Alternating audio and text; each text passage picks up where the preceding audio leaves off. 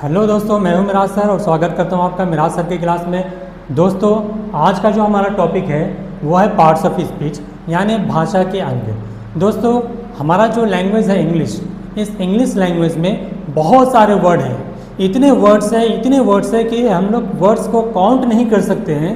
इसीलिए अंग्रेज़ी की जितने भी वर्ड्स हैं सभी वर्ड्स को अलग अलग कैटेगरी में, अलग अलग ग्रुप में डिवाइड किया गया है। तो उस बारे में आज हम लोग पढ़ेंगे कि अंग्रेज़ी के कितने वर्ड हैं और किस वर्ड को क्या कहते हैं, कौन सा वर्ड क्या कहलाता है और उसे क्यों कहते हैं। तो उन सारे डिटेल्स में आज हम लोग पढ़ेंगे इस पार्ट्स ऑफ स्पीच के टॉपिक में।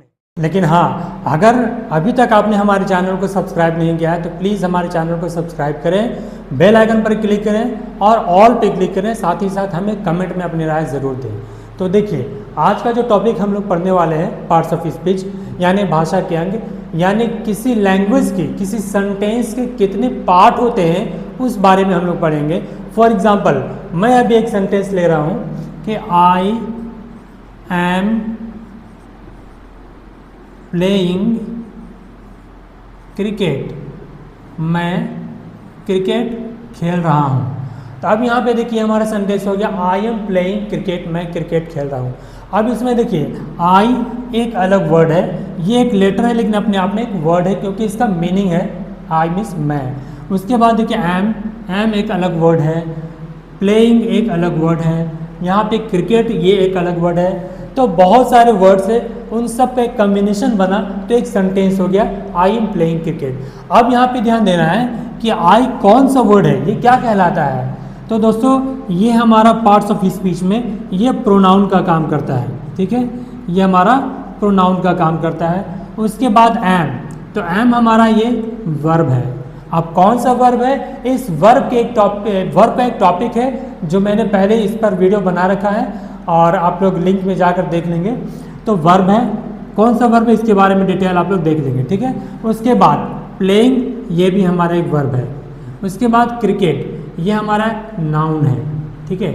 तो हर एक वर्ड को हमने तोड़ दिया कौन सा वर्ड क्या कहलाता है। इस तरह से जितने भी बड़े से बड़े सेंटेंस क्यों ना हो, बड़े से बड़े किसी कोई भी लैंग्वेज क्यों ना हो, आप उसमें अंग्रेजी के सभी शब्दों को तोड़कर बता सकते हैं कि कौन सा वर्ड क्या कहलाता है आज के हमारे इस टॉपिक को पढ़ने के बाद। तो आइए अब हम लोग डेफिनेशन से क्लियर करते हैं पार्ट्स ऑफ स्पीच को। डेफिनेशन ये कहता है कि देखिए, ऑल द इंग्लिश वर्ड्स, यानी अंग्रेजी के सभी शब्दों को हैव बीन डिवाइडेड, बांटा गया है इनटू 8 ग्रुप्स, 8 समूहों में, यानी 8 भागों में, according to their different work, यानी अपने अपने अलग अलग काम के अनुसार। अंग्रेजी के सभी शब्दों को बांट दिया गया है 8 ग्रुप्स में, यानी 8 समूहों में, अपने अपने अलग अलग काम के अनुसार। सबका डिफरेंट वर्क है ना, सब अलग अलग काम करता है। And each word is called parts of speech, और हर एक शब्द को पार्ट्स ऑफ स्पीच कहते हैं, यानी किसी लैंग्वेज का पार्ट कहते हैं, ठीक है। एग्जाम्पल के तौर पे मैं फिर से एक एग्जाम्पल ले रहा हूँ आपको। ही इज ईटिंग फूड, वह खाना खा रहा है, ही इज ईटिंग फूड। अब यहाँ पे देखिए ही, ये भी पार्ट्स ऑफ स्पीच का एक पार्ट है। इज, ईटिंग, फूड, ये सारा वर्ड पार्ट्स ऑफ स्पीच का कोई ना कोई पार्ट है, सबका अलग अलग काम है। ये क्या काम करता है, ये प्रोनाउन का काम करता है, ठीक है। ये किसी नाउन की जगह पर आता है, यानी किसी नाउन की जगह लेने का काम करता है। प्रोनाउन ये वर्ब है, यानी वर्ब में एक हेल्पिंग वर्ब है जो किसी मेन वर्ब की हेल्प करता है, ये हेल्प करने का काम करता है। और ये हमारा मेन वर्ब है जो कि एक्शन शो करता है, यानी कोई काम, किसी काम का करना। उसके बाद ये हमारा नाउन है। नाउन मीन्स व्हाट, नाउन जिसका कोई नाम होता है, जिसको कुछ हम कह के बुलाते हैं, है ना, या कुछ कह के बोलते हैं, दैट इज कॉल्ड नाउन। आज पूरा डिटेल में हम लोग पढ़ेंगे पार्ट्स ऑफ स्पीच के कितने पार्ट्स होते हैं, कौन कौन से पार्ट होते हैं। तो पहले तो हमने यहाँ देख लिया कि 8 ग्रुप है और 8 ग्रुप में डिवाइड किया गया। सिर्फ 8 पार्ट्स नहीं है, 8 ग्रुप्स है और हर एक ग्रुप में फिर अलग अलग पार्ट्स भी दिए गए हैं। उन सभी के बारे में डिटेल में हम लोग बाद में क्लियर करेंगे। फिलहाल 8 पार्ट्स ऑफ स्पीच, जितने 8 ग्रुप्स है, उन सब के बारे में आज हम लोग क्लियर करेंगे। तो दोस्तों, अब हम लोग देखते हैं अंग्रेजी के सभी वर्ड्स को वन बाय वन डिटेल में इसके बारे में पूरा डेफिनेशन हम लोग समझते हैं कि वो कौन क्या है, ठीक है। तो सबसे नंबर 1 में देखिए, सबसे पहले क्या है, नंबर 1 में हमारा नाउन है। नाउन किसे कहते हैं? तो नाउन उसे कहते हैं, इसके बहुत सारी बुक्स में अलग अलग तरह के डेफिनेशन दी गई। Noun is the name of person, place, animal और thing. Noun is the naming word. Noun is the name of anything. बहुत सारे डेफिनेशंस है, डिफरेंट डेफिनेशंस है। तो हमें और आपको सिर्फ इतना समझना है कि इस पूरे यूनिवर्स में जो कुछ भी चीज़ें हमें दिखाई देता है, ठीक है, जो भी चीज़ें हम देखते हैं वो सब नाउन है। फॉर एग्जाम्पल देखिए, ये बोर्ड दिख रहा है, ये नाउन है। यहाँ पे लिखा हुआ ये दिख रहा है, ये भी नाउन है। हमारा चश्मा दिख रहा है, ये भी नाउन है। हम दिख रहे हैं, जो ये भी नाउन है। Whatever we can see and even whatever we can feel, जो कुछ भी हम महसूस कर रहे हैं वो भी नाउन है। जैसे एग्जाम्पल में हवा हम फील करते हैं, हवा दिखाई नहीं देता है लेकिन हवा को हम फील करते हैं, तो हवा भी हमारा नाउन है।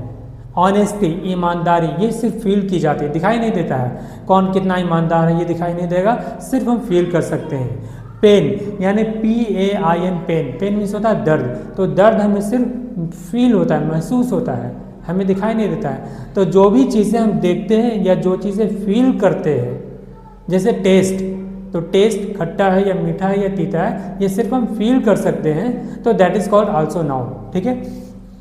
अब यहाँ इसका अगर डिफिनेशन कहेंगे नाउन का, तो व्हाट एवर वी सी और feel in this whole universe, यानी इस पूरी यूनिवर्स में जो भी चीज़ें हम देखते हैं या जो भी चीज़ें फील करते हैं, ये सारे नाउन्स हैं, ठीक है। एग्जाम्पल में हमने बहुत सारे एग्जाम्पल देख लिए, हाथी, घोड़ा, बंदर, बिल्ली, कुत्ता, जानवर में जितने हो गए, इंसान में जितने हो गए, महात्मा गांधी, सुभाष चंद्र बोस, पंडित जवाहरलाल नेहरू, सचिन तेंदुलकर, अमिताभ बच्चन, ठीक है। उसके बाद प्लेसेस में जितनी चीज़ें हो गई, जैसे औरंगाबाद, जहानाबाद, पटना, हरियाणा, ठीक है, तो ये सारी चीज़ें नाउन है। उसके बाद टेस्ट में हो गया हमारा मीठा, खट्टा, तीता, या फिर और भी चीज़ें जो फील करते हैं, ईमानदारी, बेईमानी, ये सारी चीज़ें फील की जाती, ये सब हमारा नाउन है। अब ये नंबर 2 में है हमारा प्रोनाउन, ठीक है। नंबर 1 तो क्लियर होगा, नाउन, स्पेशली इसका नाम भी होता है, जैसे हमने अभी महात्मा गांधी बताया, पंडित जवाहरलाल नेहरू बताया, सचिन तेंदुलकर बताया, यहाँ पे हम अपना नाम भी ले सकते हैं, ठीक है।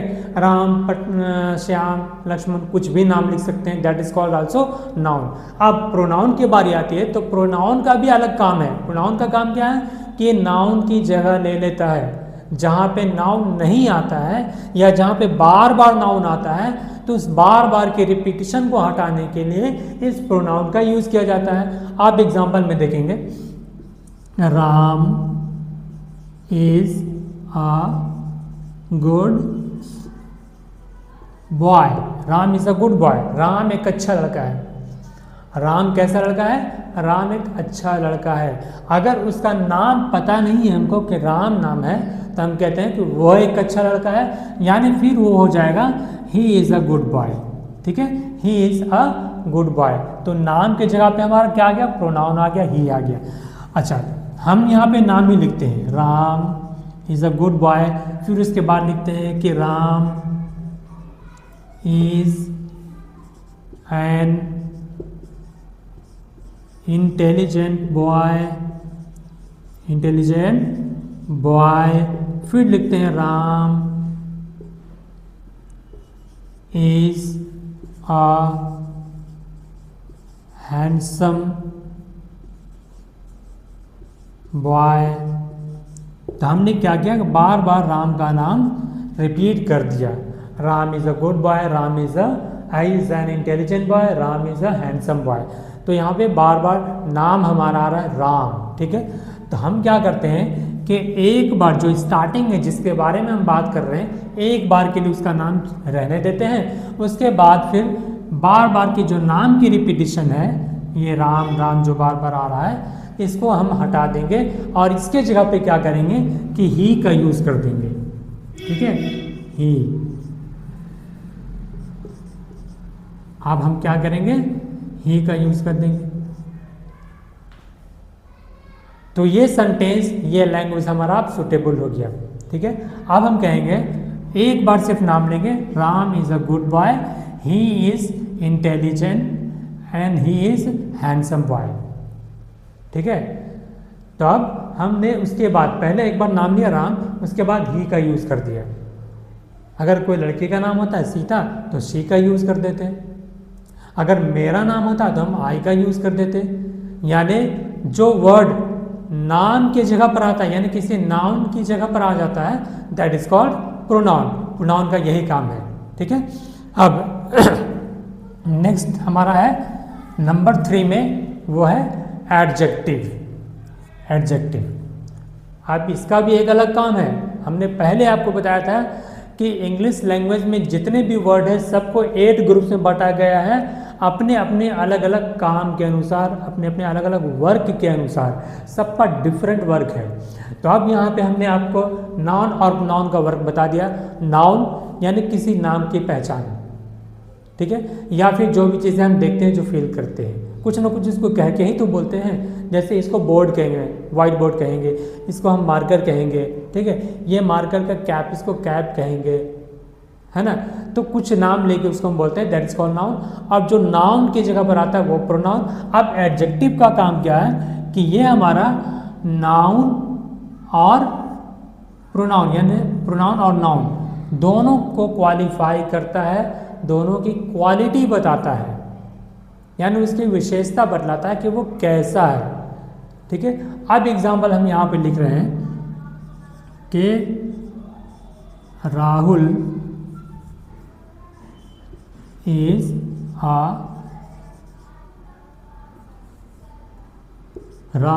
A very good boy. Rahul is a very good boy, Rahul एक बहुत अच्छा लड़का है। कौन? राहुल। तो राहुल यहाँ पे नाम है, और अगर नाम है तो क्या होगा? नाउन होगा। ठीक है, आप इस नाउन के बारे में बता रहे हैं कि राहुल तो लड़का है, ठीक है, लेकिन कैसा लड़का है वो? अच्छा लड़का है, अच्छा लड़का है। ये गुड हमारा हो गया एडजेक्टिव, क्योंकि ये इस नाउन की या फिर इस नाउन की क्वालिटी बता रहा है। ठीक है, क्वालिटी बता रहा है। राहुल के बारे में कह रहे हैं कि राहुल अच्छा लड़का है। ठीक है, अच्छा, अब यहाँ पे भी हमारा नाउन है। आप गेस करेंगे, देखेंगे, ध्यान देंगे कि यहाँ भी नाउन है, यहाँ भी नाउन है। Rahul is a good boy. अब हम दूसरे एग्जाम्पल में हम क्या करते हैं कि लिखते हैं कि he is a very good boy, he is a very good boy. अब यहाँ भी देखिए, यहाँ तो हमारा एक जगह प्रोनाउन हो गया, एक जगह नाउन हो गया। अब यहाँ पे क्या हो गया? ये भी एडजेक्टिव है। ठीक है, यहाँ नाउन है और यहाँ प्रोनाउन है, लेकिन ये फिर भी एडजेक्टिव होगा क्योंकि ये नाउन को फॉलो कर रहा है। ये लड़का के बारे में कह रहा है कि लड़का है तो कैसा है? अच्छा है, ईमानदार है। ठीक है, क्वालिटी बताएगा कि वो लड़का ईमानदार है, वो लड़का बेईमान है, वो लड़का शैतान है, यानी क्वालिटी बताएगा कि वो कैसा है। ठीक है, वह लंबा है, वह मोटा है, वो नाटा है, वो टकला है, यानी उसकी क्वालिटी बताएगा। That is called adjective. Adjective qualifies noun और प्रोनाउन। ठीक है, यानी नाउन और प्रोनाउन की क्वालिटी बताता है, that is called adjective. Clear? अब एडजेक्टिव के बाद नंबर 4 में हमारा क्या है वो देखते हैं। तो नंबर 4 में क्या है? नंबर 4 में हमारा वर्ब। अब वर्ब की बारी आ गई। तो वर्ब का क्या काम है? वर्ब का काम है काम करना, ठीक है, या फिर काम होना। जैसे मैं पढ़ा रहा हूँ, क्या कर रहा हूँ? मैं पढ़ा रहा हूँ, तो पढ़ाना मेरा एक्शन हो रहा है, काम हो रहा है। आप लोग पढ़ रहे हैं तो आप लोग का ये एक्शन है पढ़ना। आप लोग देख रहे हैं, आपका एक्शन है देखना। ठीक है, उसी तरह से आना जाना, खाना, रोना, सोना, हंसना, खेलना, ये सारा कुछ हमारा वर्ब है, क्योंकि ये काम कर रहा है, या फिर काम हो रहा है, ठीक है। तो किसी काम का करना या होना यानी एक्शन पता चलेगा, दैट इज कॉल्ड वर्ब। अब इस वर्ब के बारे में डिटेल में हमने एक वीडियो बना रखा है, ये आप लिंक पर जाकर देख लेंगे। डिस्क्रिप्शन में मैंने इसका लिंक दे दिया है वर्ब का, आप लोग अच्छी तरह से देख लेंगे। तो वर्ब भी बहुत डिटेल्ड है। फिलहाल अभी हम लोग सिर्फ 8 ग्रुप्स के बारे में जान रहे हैं। इसके फिर अलग अलग पार्ट है, नाउन के भी अलग पार्ट है, नाउन के बहुत सारे पार्ट है, ठीक है। प्रोनाउन के भी बहुत सारे पार्ट है, क्लियर। अब उसी तरह से एडजेक्टिव के भी पार्ट है, वर्ब के भी पार्ट है। तो वर्ब को डिटेल में हमने अलग वीडियो बना रखा है। फिलहाल यहाँ पे हम लोग वर्ब का डेफिनेशन समझते हैं, वर्ब होता क्या है ये समझते हैं, वर्ब का काम क्या है। तो हमने बता दिया कि वर्ब का काम ही है काम करना या काम होना, एक्शन, ठीक है। अब इसका एक एग्जांपल देखते हैं। You are watching my video. You are watching my video. आप मेरा वीडियो देख रहे हैं। क्या कर रहे हैं आप? देख रहे हैं, ठीक है। क्या देख रहे हैं ये डजंट मैटर, ठीक है। कौन देख रहा है ये भी डजंट मैटर। आप लोग देख रहे हैं, वो लोग देख रहे हैं, मैं देख रहा हूँ, तो कुछ कोई भी देख सकता है। मेन हमारा जो मोटो है, जो हमारा एम है, वो है वर्ब को पकड़ना। वर्ब कैसे पता चलेगा?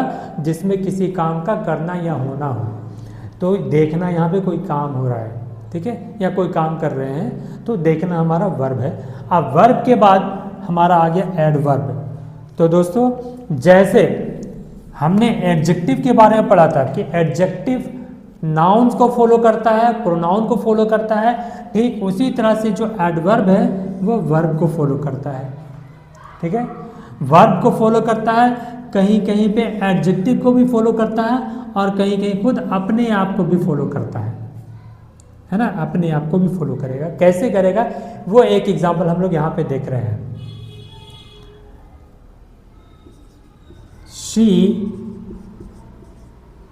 speaks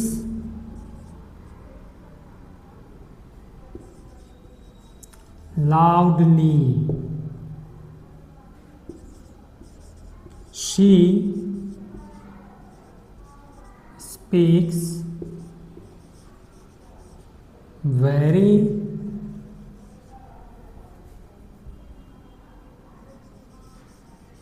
loudly.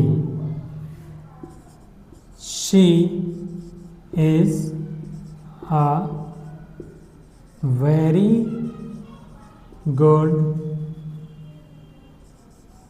girl.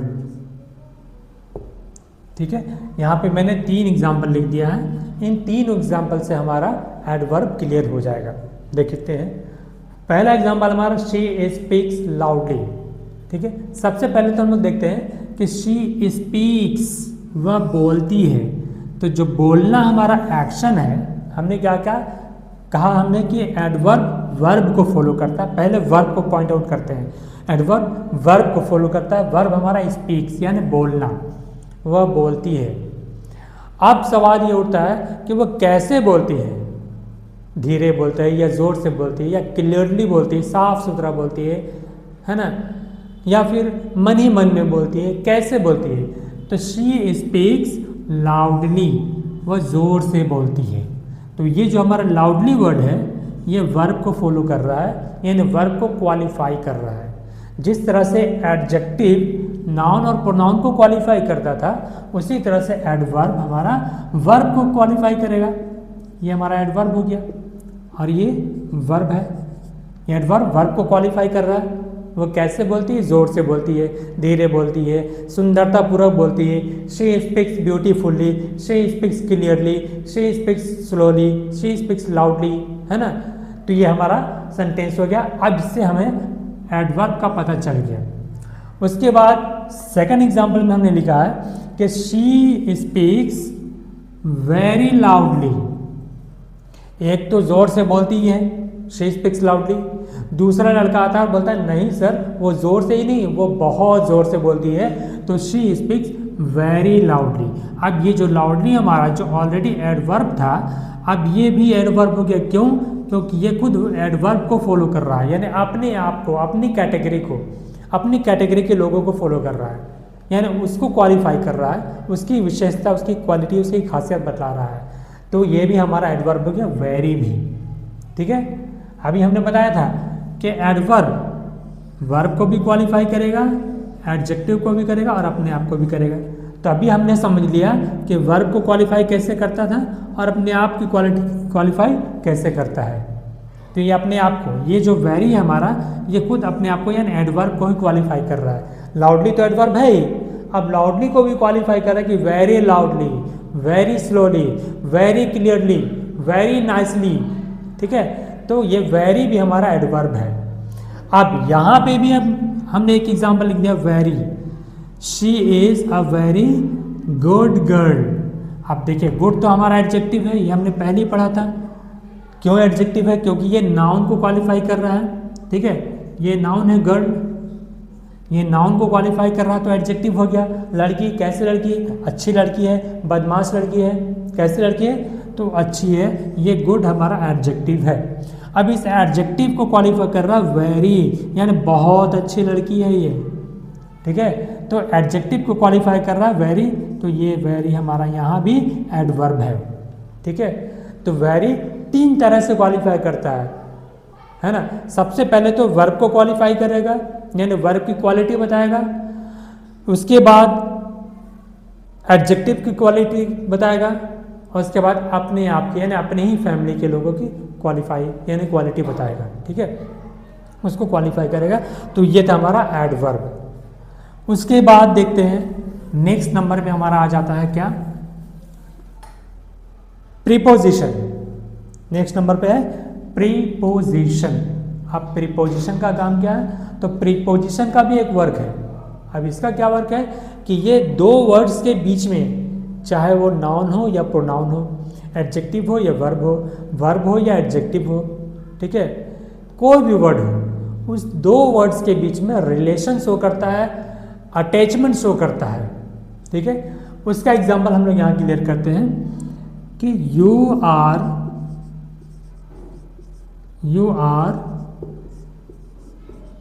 Sitting on the chair.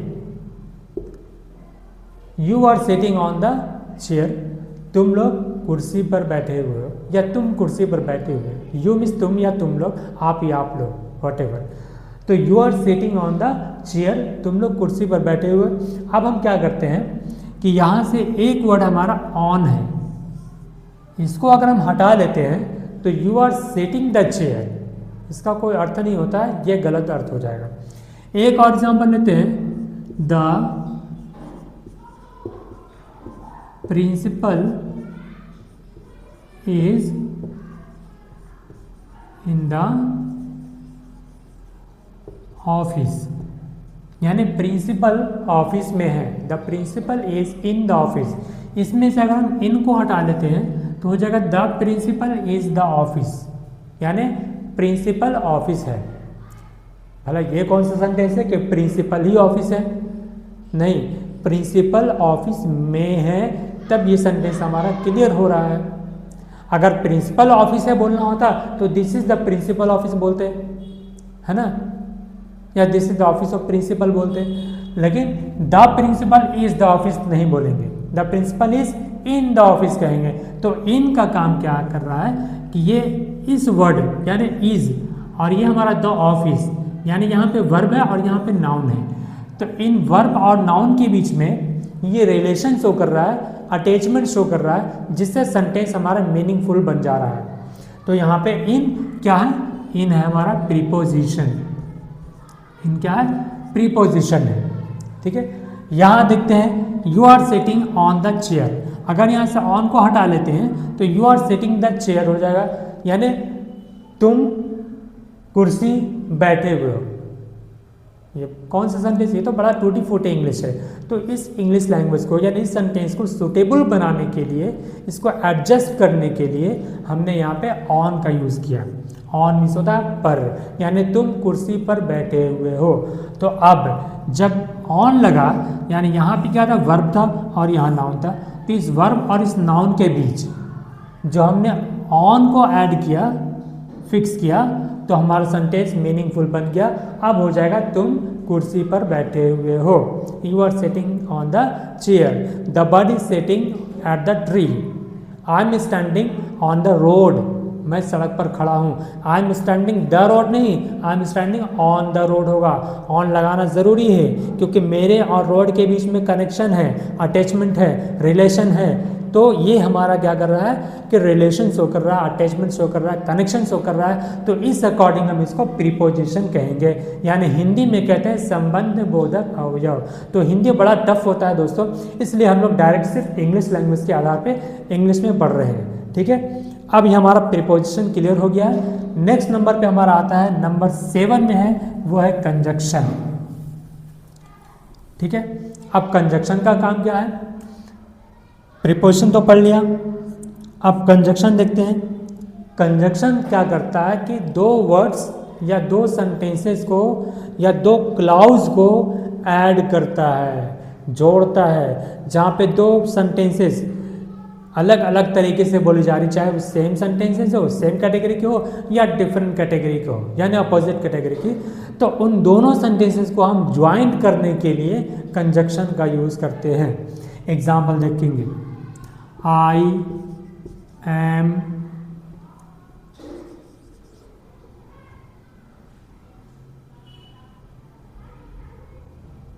Going to Patna, I am going to Patna, you are going to Patna. आप देखिए, ये हमारा दो सेंटेंस था, I am going to Patna, you are going to Patna. तो दोनों सेंटेंस तो सेम ही, सिर्फ अब यहाँ पे एक सब्जेक्ट का डिफरेंस है। वहाँ पे मैं पटना जा रहा हूँ और यहाँ पे तुम पटना जा रहे हो, मैं और तुम। हाँ, मैं और तुम, हम ये भी कह सकते थे कि मैं और तुम पटना जा रहे हैं, यानी I and you are going to Patna, I and you are going to Patna, मैं और तुम पटना जा रहे हैं। जब सेम प्लेस पे हम लोग जा रहे हैं, दोनों पटना ही जा रहे हैं, तो एक ही जैसे सेंटेंस को दो बार बोलने की क्या ज़रूरत है। हम लोग डायरेक्ट कह सकते हैं कि I and you are going to Patna. ठीक है, दूसरा एग्जाम्पल देखते हैं, Ram is going to Delhi, Shyam is going to Delhi. तो जब दोनों दिल्ली ही जा रहे हैं और एक साथ जा रहे हैं, तो Ram and Shyam are going to Delhi, तो एंड हमने लगा दिया। तो ये एंड जो था हमारा, ये था कंजक्शन, क्योंकि इसने क्या किया कि दो वर्ड्स को जोड़ दिया आपस में और दो सेंटेंसेस को क्या कर दिया, एक कर दिया। अब इस सेंटेंस को बोलने की ज़रूरत नहीं है। अब हम कहेंगे I and you are going to Patna. ठीक है, ये तो था हमारा सेम केस में सेंटेंस है। अब चलते हैं थोड़ा सा डिफरेंट केस में। डिफरेंट केस में क्या हो जाता है, एग्जाम्पल देखेंगे कि Sita is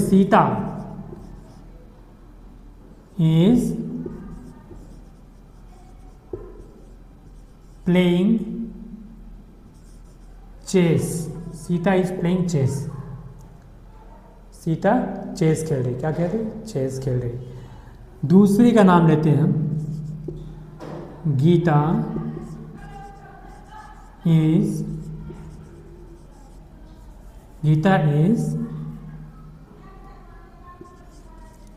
watching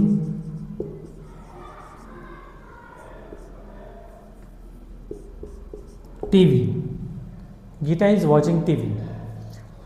Sita is playing chess, Sita chess खेल रही है और गीता क्या कर रही है, टीवी देख रही है। दोनों डिफरेंट काम कर रहे हैं।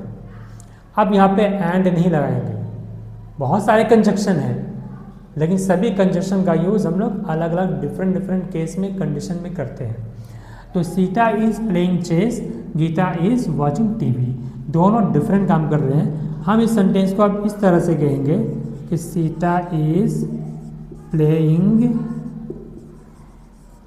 चेस। अब हम पूरा सेंटेंस लिख रहे हैं same to same, I and you नहीं कर दिया। सीता इज़ प्लेइंग चेस, अब हम लगाएंगे यहाँ पे बट, यानी लेकिन गीता इज वॉचिंग टीवी। ये पहले सेंटेंस क्या था? Sita is playing chess and Gita is watching TV. Different sentence था, दोनों अलग अलग सेंटेंस था। हमने 2 बार फुल स्टॉप दिया, 2 सेंटेंस हो गया।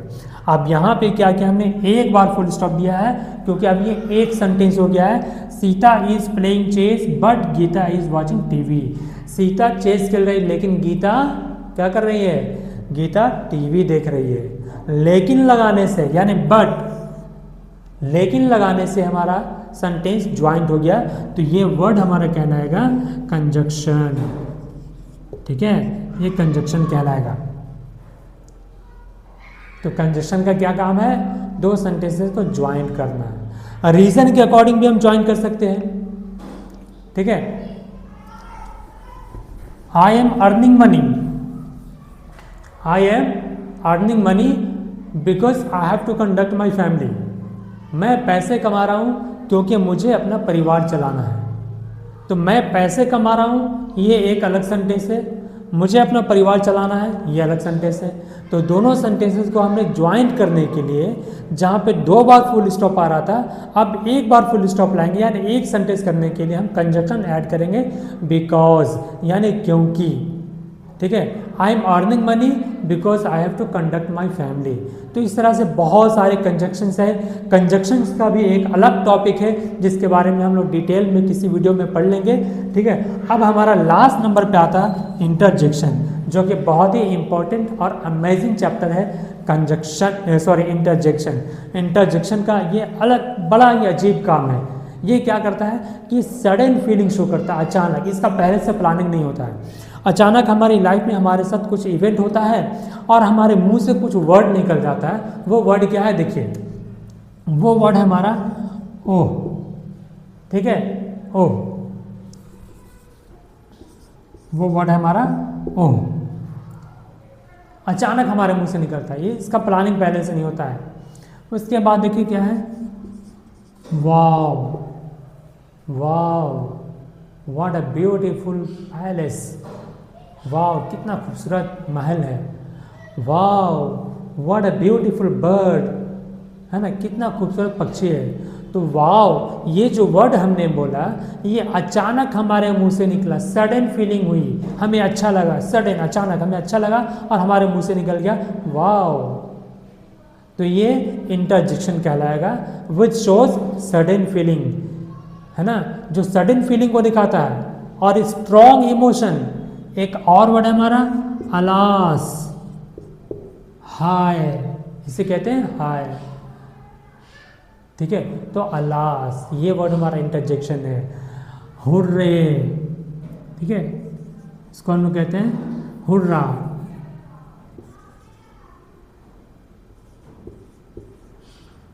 हुर्रा, कुछ लोग हुर्रे भी कहते हैं, है ना। फाई फाई, फाई फाई, यानी छी छी, ये सब अचानक हमारे मुंह से निकलता है। ब्रेवो, ब्रेवो, हम लोग देखते हैं कहीं कोई इवेंट, फॉर एग्जांपल बॉक्सिंग वगैरह का अगर फाइटिंग का कंपटीशन होता है और हमारा पार्टनर अगर जीतने वाला होता है, जिसको हम सपोर्ट करते हैं, तो हम लोग चिल्लाते हैं ब्रेवो, ब्रेवो। ठीक है, तो ये क्या है? इंटरजेक्शन है, जो अचानक हमारे मुंह से निकलता है एक्सप्रेशन में। ठीक है, तो हुर्रा, ये हो गया वाह, है ना, hurrah, we have won the match, वाह, हमने मैच जीत लिया। अचानक खुशी होती है, हमारे मुंह से निकल जाता है। फाई फाई, छी छी, यानी अचानक किसी चीज़ को हमने देखा, कोई बड़ा ही गंदा किस्म का था, हमने देख के उसको बोले छी छी, कितना गंदा है। तो अचानक हमारे मुंह से निकला, इसका प्लानिंग पहले से नहीं होता है। ठीक है, देखिए वाव, इसको बड़ा हम हाईलाइट करते हैं। ठीक है, हमने ताजमहल पहले कभी देखा नहीं था, अचानक जब हम ताजमहल देखने गए और जैसी हमारी नज़र पड़ती है तो हम बोलते हैं wow what a beautiful Taj Mahal, है ना। तो वाओ जो हमारे मुंह से निकला, इसका पहले से प्लानिंग नहीं था। हमने पहले ये नहीं सोच रखा था कि जाएंगे हम ताजमहल देखेंगे और बोलेंगे वाओ, ये अचानक हमारे मुंह से निकला। ठीक है, तो जो अचानक हमारे मुंह से निकलता है, सडन निकलता है, इसे कहते हैं इंटरजेक्शन, यानी विष में आदि बोधक। तो हिंदी तो पहले मैंने बताया था कि हिंदी बड़ा डिफिकल्ट है दोस्तों, इसलिए हम लोग डायरेक्ट इंग्लिश पढ़ रहे हैं। ठीक है, तो ये था हमारा कंजक्शंस के 8 ग्रुप्स। ठीक है, अभी इन 8 ग्रुप्स का इनके बहुत सारे डिफरेंट कैटेगरी पार्ट्स हैं, इसके भी हैं, इसके भी, यानी सबके अलग अलग पार्ट है। इन सबको भी अलग अलग वीडियो में हम लोग आराम से धीरे धीरे डिटेल में पढ़ लेंगे। फिलहाल हम लोगों ने पार्ट्स ऑफ स्पीच के हर एक वर्ड को जान लिया है। अब आप किसी भी बुक से किसी भी एक सेंटेंस को पढ़ करके उसके हर एक वर्ड को अलग अलग आप तोड़कर बता सकते हैं। ठीक है, तो दोस्तों ये थी हमारी पार्ट्स ऑफ स्पीच के आज की टॉपिक। अगर वीडियो पसंद आई हो तो लाइक शेयर और कमेंट ज़रूर करें, और साथ ही साथ हमारे यूट्यूब चैनल को सब्सक्राइब करें और कमेंट में अपनी राय ज़रूर दें।